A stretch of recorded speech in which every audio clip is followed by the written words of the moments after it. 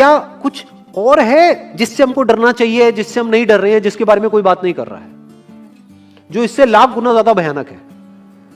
मतलब कोरोना से लाख गुना ज्यादा खतरनाक कुछ है जिससे हम नहीं डर रहे हैं और इससे हम डर रहे हैं।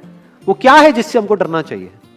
अनएम्प्लॉयमेंट। अभी पीछे कुछ आर्टिकल्स आए थे न्यूज़पेपर में जहां पे एक फिगर आई थी निकल करके, I am not too sure ये फिगर कितनी सही है कितनी नहीं है, जहां पे आया था कि 13 करोड़ लोग अनएम्प्लॉयड हो गए। इस फिगर से हमको डरना चाहिए। 13 करोड़ लोग अनएम्प्लॉयड होने का मतलब हम समझते हैं कि इसका मतलब क्या है? इसका मतलब ये, अगर इकोनॉमी पॉइंट ऑफ व्यू से देखोगे, कि ये जो 13 करोड़ लोग हैं ये अपने जो खर्चे हैं वो बहुत ही लिमिट में कर देंगे।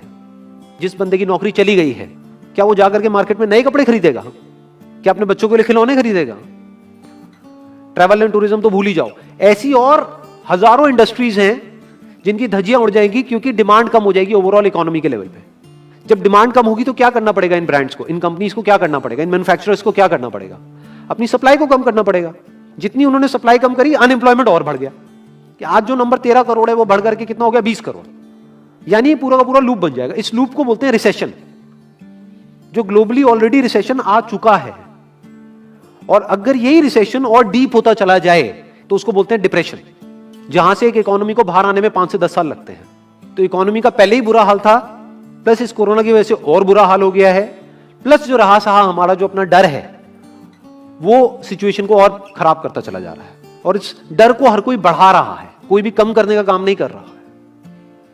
एक्चुअल में अगर आप मेरे स्टैंड पॉइंट से देखोगे तो डरने की कोई जरूरत ही नहीं है, क्योंकि जो डेथ रेट है वो बहुत ही कम है। तो हम डर क्यों रहे हैं? सोचो। बस इसलिए कि डेथ नहीं होनी चाहिए। अगर यही हमारा ऑब्जेक्टिव है कि डेथ नहीं होनी चाहिए, मतलब हम कहते हैं कि किसी की डेथ नहीं होनी चाहिए, तो फिर तो लॉकडाउन परमानेंट हो जाना चाहिए। सड़कों पे निकलना ही नहीं चाहिए, क्योंकि सीधा सीधा 1.5 लाख डेथ बचेंगी। 1.5 लाख लोग जो हर साल एक्सीडेंट में मरते हैं उनको हम बचा सकते हैं ना, उनकी लाइफ बच जाएगी। परमानेंट कर दो लॉकडाउन को। कैसा है आइडिया? ये बिल्कुल ऐसा है जैसे मैंने एक आदमी की एक कहानी सुनी थी। उसके घर में एक चूहा घुस गया, तो उस चूहे को उसने पकड़ने की बड़ी कोशिश करी, लेकिन वो चूहे को नहीं पकड़ पाया। तो एंड में उसने क्या किया? घर पे आग लगा दी, अपने घर में आग लगा दी। उसके बाद भी चूहा तो बच करके निकल गया, घर चला गया, घर जल गया। यही हालत है इसकी, कोरोना की। इस डर को हमको खत्म करना पड़ेगा, तब जाकर के इस प्रॉब्लम का एक्चुअल में सॉल्यूशन निकलेगा, जो रियल प्रॉब्लम है। और रियल प्रॉब्लम कोरोना नहीं है। रियल प्रॉब्लम क्या है? हमारी जो इकोनॉमी है।